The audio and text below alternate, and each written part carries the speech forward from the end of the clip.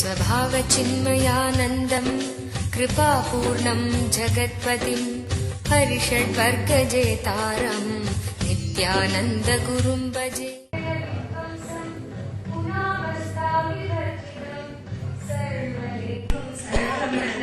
नित्यानन्दगुरुम् भजे।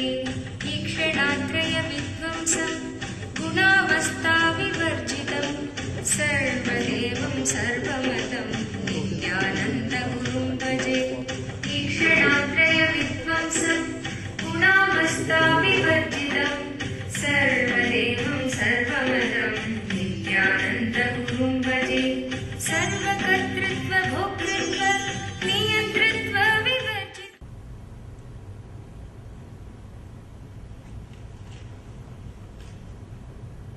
Before entering into the sutra, just few understandings, few words about the scripture, Shiva Sutra. This book is not even just a manual for enlightenment. It is a manual to create spiritual traditions. The technique which we are going to enter today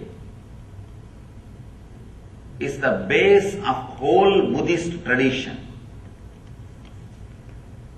Each technique, each meditation technique which is described in this book is a base for one religious tradition, one spiritual philosophy.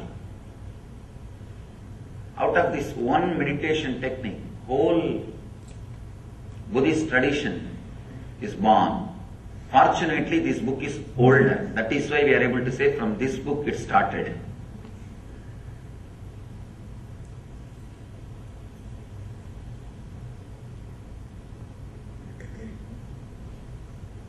People ask me, how can you keep Buddha also along with gods? Because Buddha did not accept Vedic gods. If you read deeply, Buddha never said there is no God or God does not exist.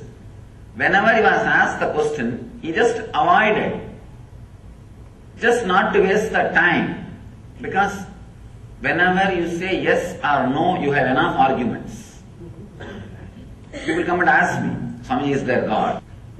Atheism with a decent, cultured, responsible is straight path to enlightenment.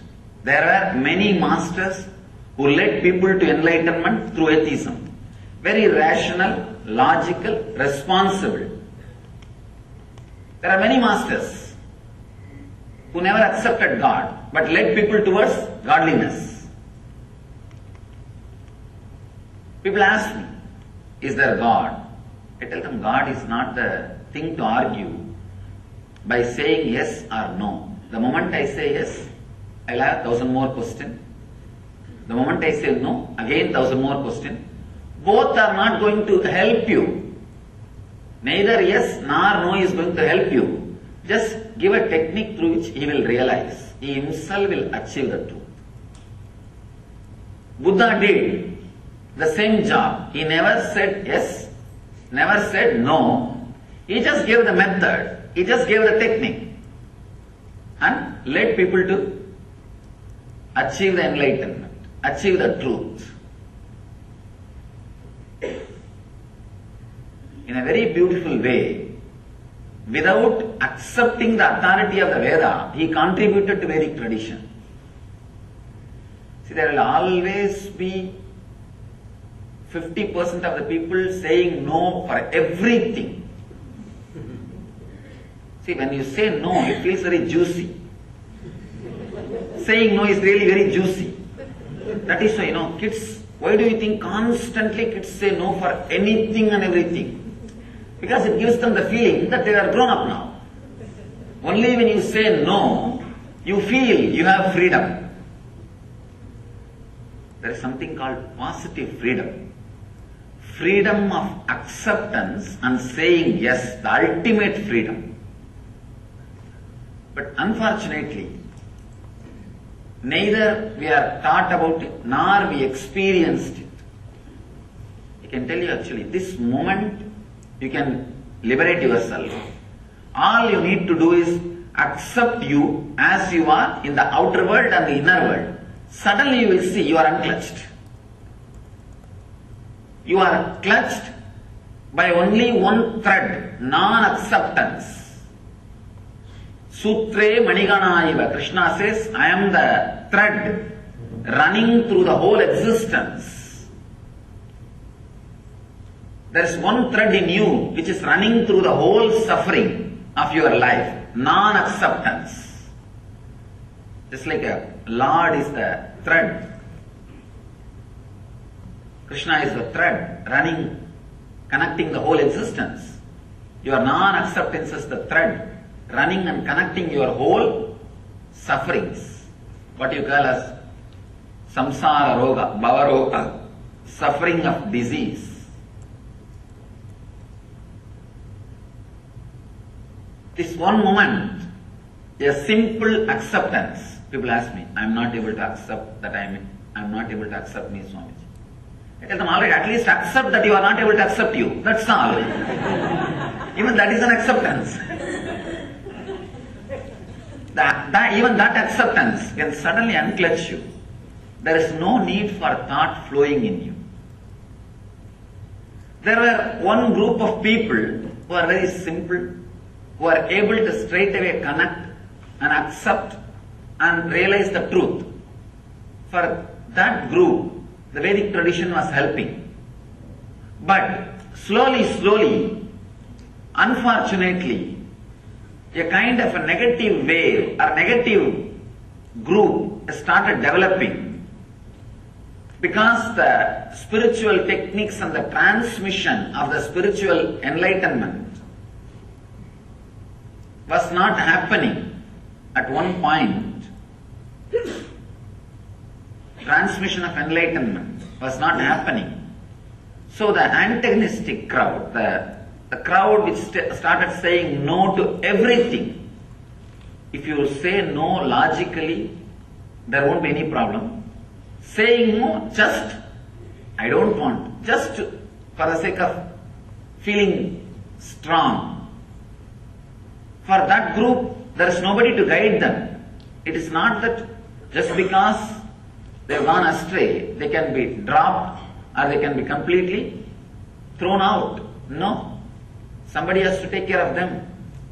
So then divine descends as Buddha, who gathers all the dropouts. He gathers all the people who are saying constantly no. He also gathered all of them and said, yes, he played the same tune. He played the same tune, but I can say among the masters, Buddha is the master who contributed maximum number of enlightened beings to the planet Earth. Maximum number of enlightened beings are contributed to planet Earth from the Buddhist tradition. Directly from Buddha. When he was alive, fortunately he was in the body for more than, you can say 80 years. And he became enlightened around 40. 40 years enlightened public mission. He created at least 10,000 enlightened beings. I think even now it's a achievement. I don't think anybody else has done much more than that. He contributed so much without directly saying yes or no to the question whether God exists or not. He straight away gave the technique. And that technique is from this sutra. This is the sutra which forms the core, center of the Buddhist tradition. Shiva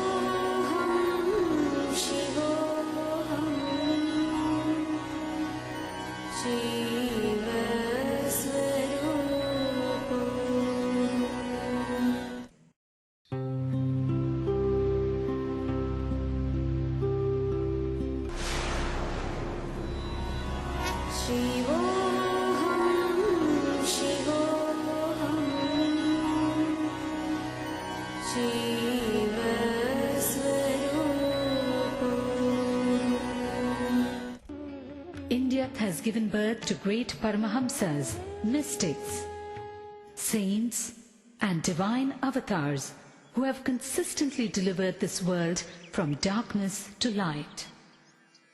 One such enlightened master, exuding divine grace, overwhelming compassion and unfathomable spiritual knowledge,